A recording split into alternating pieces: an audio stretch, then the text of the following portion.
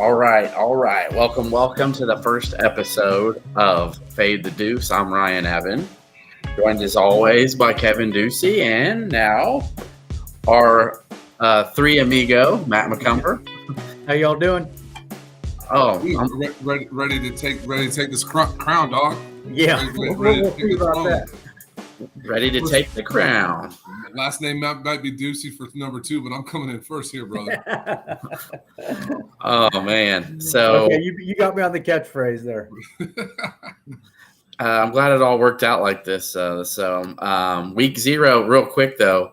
Week 0 is finally here, guys. Before we get to the picks, Matt, I don't know how excited you get about college football being back, but it's my favorite time of the year, not just with the NFL coming, but how do you feel about it? I can't wait. I mean, it's just a whole different energy. You got all the kids back in school and on campus all around the country, and there's just no better time. And I don't know about y'all, but here in Texas, I'm scorching hot still. I'm sure Kevin in Oklahoma City too. I'm ready for that fall weather, a little chill in the air. Chill in the air, a bowl of chili. Absolutely. Football that starts like Thursday, Friday, Saturday, Sunday, Monday. Yeah, absolutely. I'm ready for it. Can't get enough. I will say this. I've always been a bigger lover of the college game. Grew up, obviously, in Urbana. Illinois dominated things. I'm still a huge Bears fan. Don't get me wrong. But I really don't like – I think the NFL stole so much of college football's thunder. I really wish there was a Thursday night game to kick off the season. And, guys, this is so bad. Like, last night I was trying to watch some TV, and I could not figure out anything to watch. And I'm like, man, I wish this was November, and I had some action going on right now. Yeah. Tuesday night. Absolutely. Some Central Michigan at Toledo, over-unders set at 69.5. Let's roll with it, man. Yep. Action in the midweek action in the late seasons for bettors is fantastic. So, yeah, I'm really excited to get the season started. Doubly optimistic that I think Illinois is going to be a very competitive, very good team. We've covered that already, but I'm ready to get in here and make some picks. Amen. Hey, there's nothing wrong with a little action in your life. So the first game of Week 0 that we're going to talk about is Navy and Notre Dame, and that game takes place over in Dublin, Ireland. It's the Dublin Special that Illinois was supposed to be part of. That's right. Was supposed to be a part of a couple years ago, and that fell through. And then last year, Northwestern got their only win of the year by beating Nebraska over there. So this year, Notre Dame's playing there with obviously going to have a big Catholic fan base, I imagine.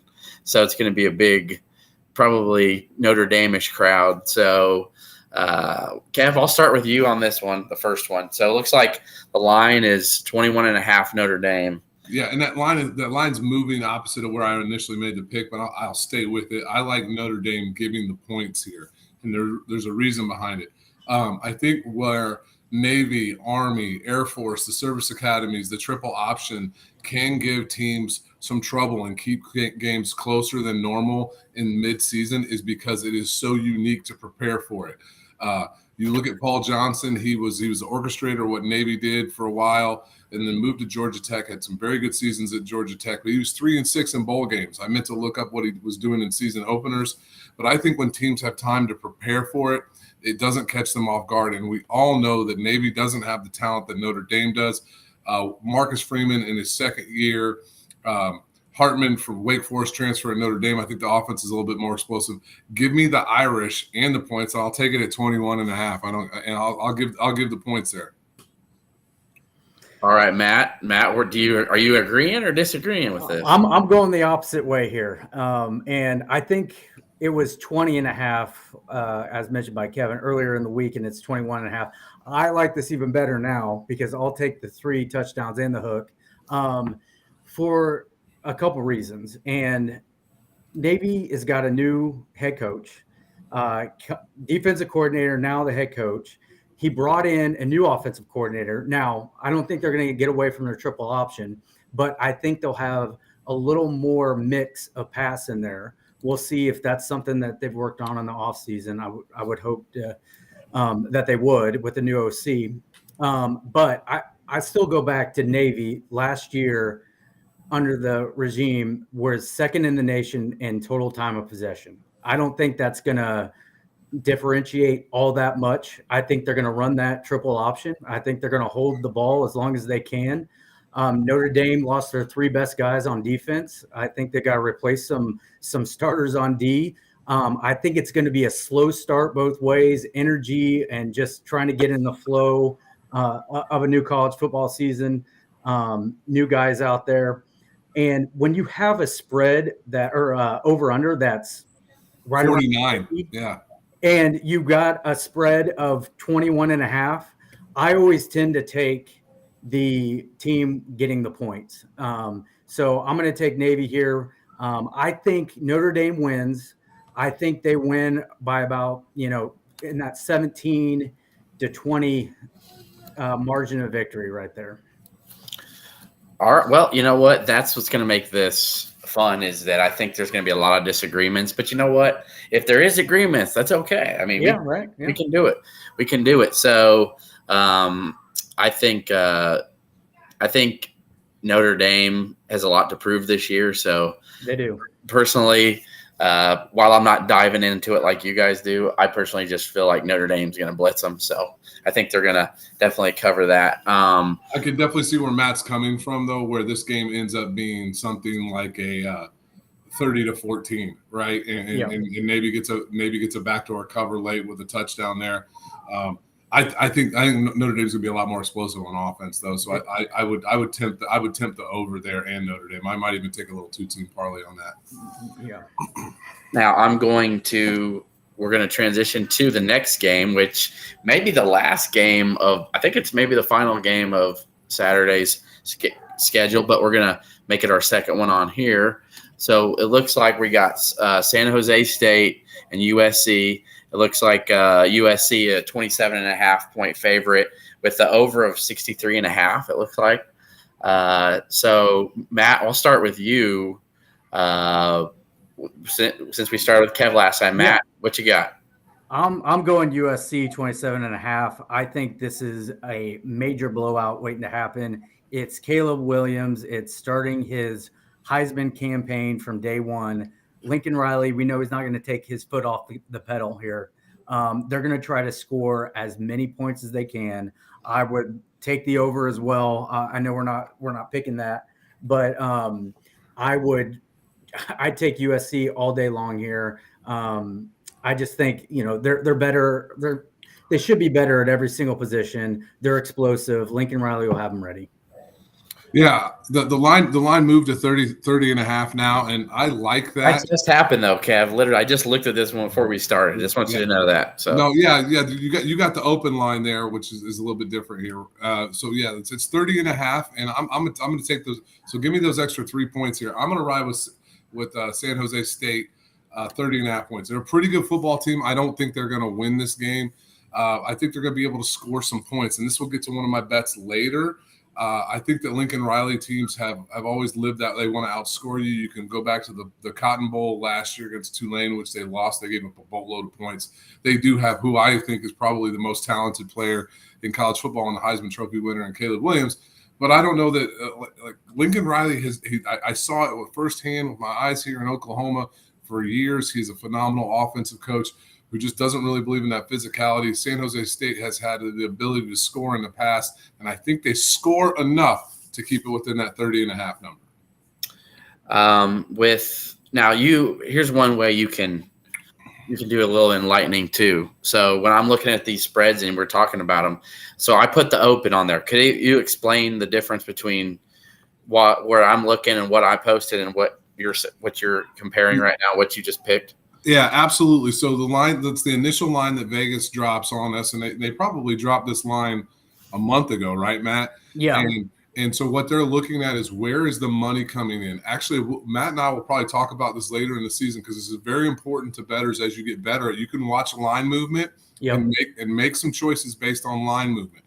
So what that line movement has said is that bettors are coming in heavy on USC minus 27.5. So they keep moving it up to now it's up to 30.5. So a lot of the money is coming on USC to move that line up to 30.5. The over-unders moved 3 points with it to 66.5. So it's saying a lot of bettors are coming in on the over as well. Yeah. What experienced bettors will do is they'll do one of two things. Either they'll jump in on the open because they know it's off and they know where the public's going to go when they try and catch it early, or they'll move opposite of where the public's coming in on the money here. So it's just interesting right now. It's where they're at, but I still, like I said, I still like San Jose State. I like getting 30.5 points. You're never out of it. Yeah. And this game doesn't exist because it happens on a mythical network known as the Pac-12 yeah. I think the first two games are on the Pac-12 network. Nobody's going to be able to watch them. It's crazy. It's crazy to know this is the last year of USC in the Pac-12, and it'll be Big Ten late night soon, which will be fun. And before we get to that last game, did you guys see that Tony Petitti was at Illinois today or yesterday and today, and he mentioned just how awesome it's going to be for Illinois and all the Big Ten schools to be. They get Friday night prime time. They get big noon kickoff on Fox. They get 3:30 on CBS, and they get prime time on NBC. I mean, it's monopoly. It's huge. He told those guys, this is why it's great to be in the Big Ten. Yeah. Next game on the docket, Hawaii Vanderbilt. Hopefully I got this right for you, Kev. 17.5 Vandy, over 55.5. What you got, Kev? You're starting off. Yeah, the line hasn't moved much. It's if anything, the over-unders come down 2 points there. So it is right, and you do have the numbers right there, Ryan. This one is weird. So I started the year off last year with Fade the Duce going against Hawaii, but then again, Hawaii was getting massive points. I'm taking Vanderbilt here. Hawaii's a bad football team. They're traveling all the way across the country into Nashville. Now, Matt, Ryan, I don't know if you heard, is Vanderbilt going to have a place to play? Like, I assume so. We're just a couple days out. They messed up their field here. I do believe this is. I don't think that Vanderbilt is going to be a really competitive team in the SEC, but this is still a team that has Power 5 SEC offers, and I think that they do cover this game. I like Vandy to win probably by about 3 touchdowns. Yeah, and I'm with you too. I took Vandy 17.5. The travel for one, I agree. They have upgraded a little bit. Hawaii's roster has been upgraded a little bit here from last year, but Vandy went to Hawaii last year and won 63-10. So I don't think it's going to be drastically that much different here, especially traveling the other way. It's going to be hot. Not that it's not hot in Hawaii, but it's a different hot. But you're hot in Nashville in August, and I'm taking Vandy minus 17.5 here. Hot and jet lag. Yeah, actually, that's what I did last year, Matt. It's funny is Vandy went to Hawaii.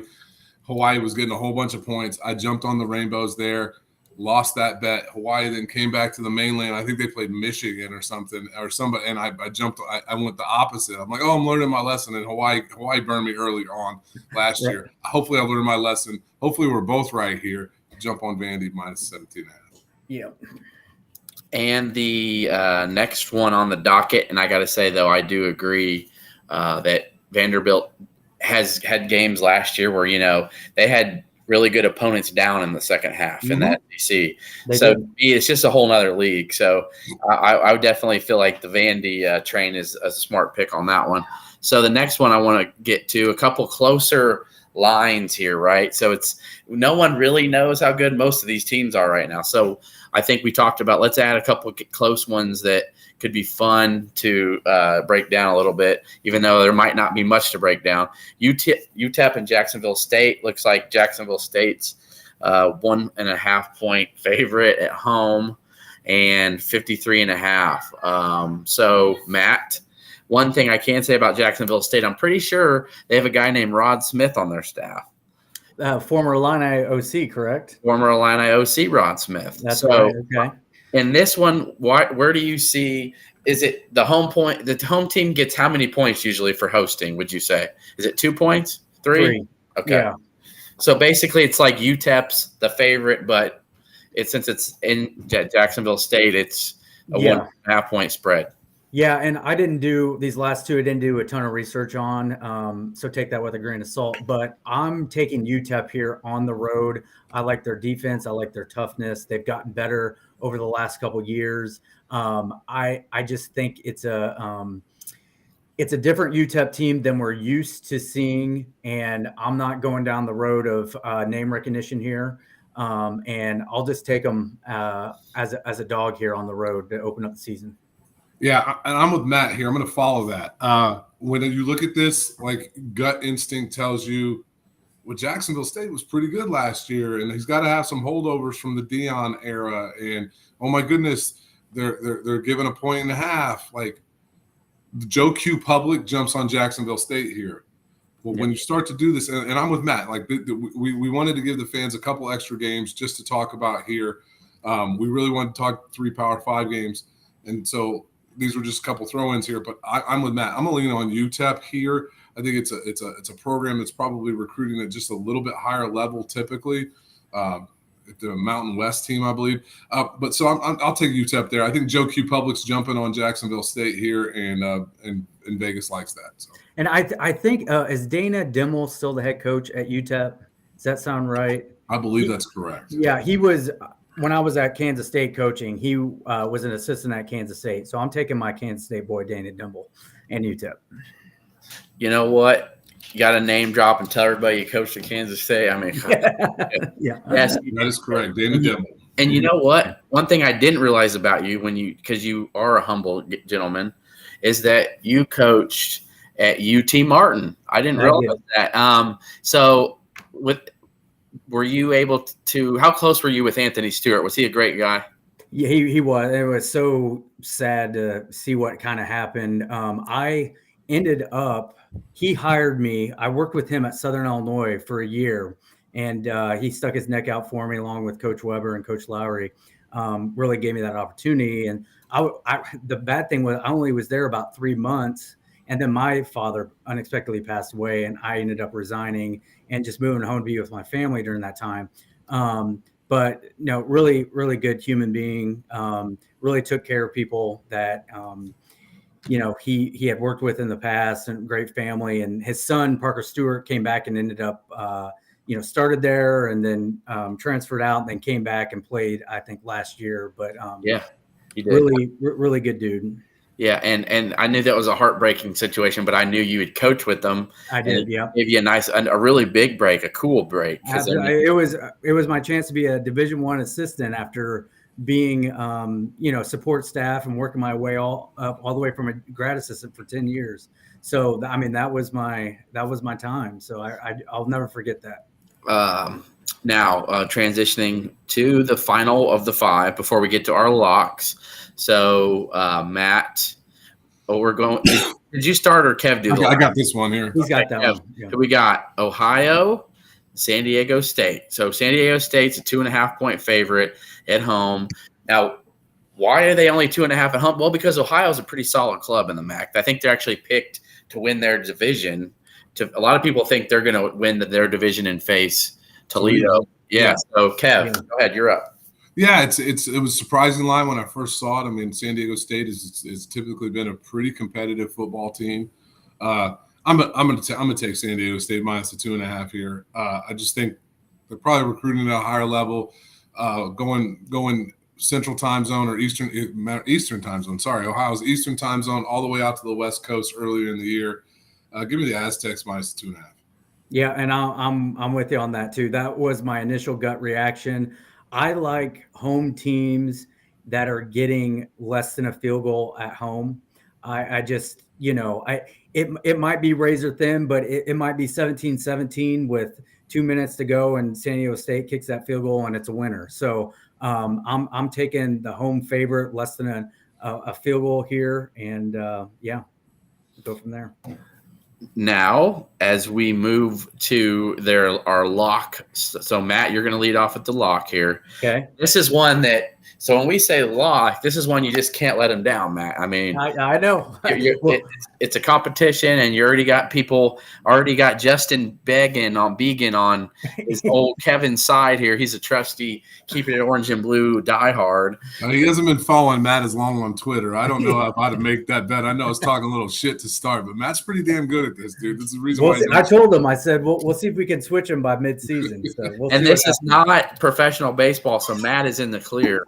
100%. Hey, that's right, but I was 5-0 today on baseball. So I'm going to take that. Hey, and let me tell you, as much as I'm just joking with you about it, it's just too funny. The first week I was following you, watching you, you were just talking about how you couldn't get one right. So I'll just never live that one down. There's one thing, I will always be honest. Hey, I started last year when we first started doing this segment. I think the first 3 weeks I was like 2-13, and I finished over 500. So it happens, man. It does. All right. Without further ado, Matt, go ahead. Okay. Your lock week 0. My lock of the week for week 0 college football. Let's get it started. I'm going the New Mexico State Aggies -6.5 at home versus a terrible UMass team. They've played the last 2 years. New Mexico State won by 10 last year at UMass. Year before, they won by 17 at New Mexico State. I used to work for the New Mexico State Aggies AD. So I got to ride with my guy there. And Jerry Kill's got that program turned around. Jerry Kill can coach. Yeah, he'll have his team ready. I think UMass is 3-37 straight up since 2019, and they're 13-27 versus the spread during that same time. Bad football team. The Aggies are getting less than a touchdown. I mean, I think this is a 21+ point game. 17 plus. I love the pick, Matt. I mean, I think this is one where Joe Q Public is confusing New Mexico State with New Mexico because New Mexico's terrible. Yeah. New Mexico State's a pretty good a decent football team with Jerry Kill at the helm. That's a great pick.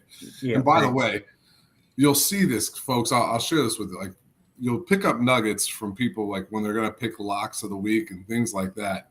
My good buddy Eric Shannon, give him a shout out. He's been in this game since we were in high school. Eric will call me and he'll be like, "Hey, man, Troy versus Chakotah State." Like, I'm like, what? Like, especially like games like bettors know where you can find these little nuggets in games that no one is talking about. Oh, but this game is on like ESPN, unlike the USC game that doesn't exist. Yeah, that's right. And also, just as you were saying earlier, for our novice bettors, this line is up from 6 to 6.5 now. So it's starting to creep. So if you want to make this pick, do it now. Do it now, yeah, absolutely. All right, Kev, floor is yours, brother. Kevin Duce, lock of the week, week 0. Yeah. Lock of the week, super fun bet. Give me the over in the USC San Jose State game, over 66.5. Yeah. Now, listen, the public loves overs, and there's a reason why you love overs, because you're never out of it. There's always something could happen to get you a bet and a win there. It's the reason why unders late in the season, the professional bettors bank on them because the public loves overs. But I shared it before. I wouldn't be surprised if USC hangs 60 on them. And I like San Jose State getting the 30.5. So that just tells me I think this game goes way over. I wouldn't be surprised if this game is something like 59-30, something crazy like that. And Matt and I talked about this a little bit. He's like, USC's going to get on the gas and they're not going to let up. And so I think Matt might feel that SC can cover the 66.5 themselves this week. But. Yeah, they might. But I think you're right, though. To me, though, with Kev, I like that. I actually like yours as well, Matt. And I will tell you, if there's weeks I don't like it, I will tell you. Yeah. But I like yours with the Jerry Kill thing, the turnaround of how good New Mexico State has just shown improvement, plus how bad their opponent is going to be. And then Kevin, with yours, I think Caleb, Williams is going to be motivated to try to, go for that, second straight Heisman. So this would be interesting to see what he does. This is basically the third guy in the past decade that we were going to see an opportunity to come back and win back-to-back, and none of those guys really had great follow-up seasons. So. Yeah, but I think this is prime for him to have a huge game, at least against San Jose State. Yeah. Matt, what were you going to chime in on that over there? Oh, I just love I love the over pick. I said I had in my mind USC anywhere like 58, 62 points, kind of in that range. But I mean, they could go over 65 like that. They could have 40 at half. I really think they're probably going to. So I love the over. I think you get a late touchdown or two from San Jose State as well. So, the USC will get some garbage guys in there, and you never know. I love teasing the line down a little bit later in the season, and so I can take the over because, like I said, with the over, you're never out of it. And once you've won, it's over. Once you take it under, you're sweating all night long. Especially college basketball, you're like, miss that shot. Don't foul. I'm thinking about. I'm adding a little fun wrinkle for you guys. I may not bet more than $10 on either one, but I'm gonna bet $10 on each of your locks every week. Okay, love it. And I'm going to see how much money I make at the end of this year. Okay, well, I hope we can both make you some money. Yeah, and I want to do that just to have some fun because I can blow $20 a week on betting. Take a 2-team parlay on that $10 there. Do it week one. Make a parlay. Bet them together. And what's that's going to pay, Matt? It's plus 240 on that probably. Yeah, I would say I'd have to look at the odds. So $24. So $24 if I bet 10 on each. Yeah. Okay. No, just bet 10 together. Bet them together. Okay. It's called a parlay. You bet them together, so both have to happen. And if both happens, you win $24 on a $10 bet. Yeah, okay. That's my guess. It'll probably be about plus 240. I would. That's probably right. And so to me, it's a fun experiment to see like how much money can I make listening to these guys, right?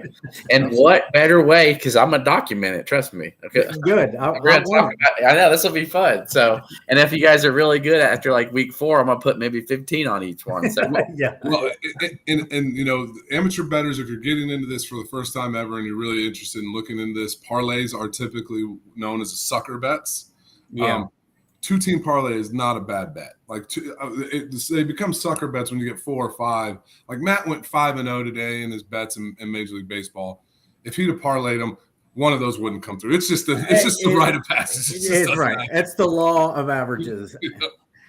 You're going to go 4 for 5. You're going to go 7 for 8. It never fails. Yep. So as we wrap this one went quick, guys. I mean, about 30 minutes. It's week 0, but I want people to know, the ones that are watching and who watch the replay or listen on Apple Podcasts, Spotify, with next week when week 1 hits, we're going to cover all the Big Ten games. Okay. And then we're going to go over a couple national ones and then a locks for each. So those are going to go probably longer. So they could go 35, 40 minutes. So just so people are aware, it's not always going to be a 25, 27-minute show. We'll cover. We definitely want to hit all the Big Ten games. I think we all agree on that, right? Absolutely. Yeah, we'll just pick some winners there, but I think we'll go with our 5 spread bets and a lock. So 5 spread bets and a lock, and then we can. Because it's a lot. It's Big Ten country, so that matters. Maybe not necessarily West Coast yet, but all right. Well, with that said, guys, this was fun. Yeah. We'll do it again next week around the same time. So. Thanks for tuning in. Thanks, Matt. Hope you had a good time. Absolutely. Can't wait. This has been a lot of fun. And hey, hit us up, please. Ask us questions about gambling. Yep. We'll try to help you. If you're trying to learn, just get into it. That's what we're here for. So we want to make it educational too. And Matt, what's your Twitter handle? At ILL_Texan. Okay, and Kev at Illini Duce, right? Yes, sir. All right, so for next week's show, I'm going to have the ticker going down, and I'm going to have all the Twitter handles and all that good stuff on it. So, awesome. And we're going to see where I'm at in first place after we get those standings ready. All right, and I will. I'm going to have that graphic made first thing in the morning, and I'm going to tag you in it. So all your picks are going to be for everybody to see. There ain't no hiding. There's no hiding. Bring it. All right. With that said, swap me out. All right. See y'all. See ya. Bye.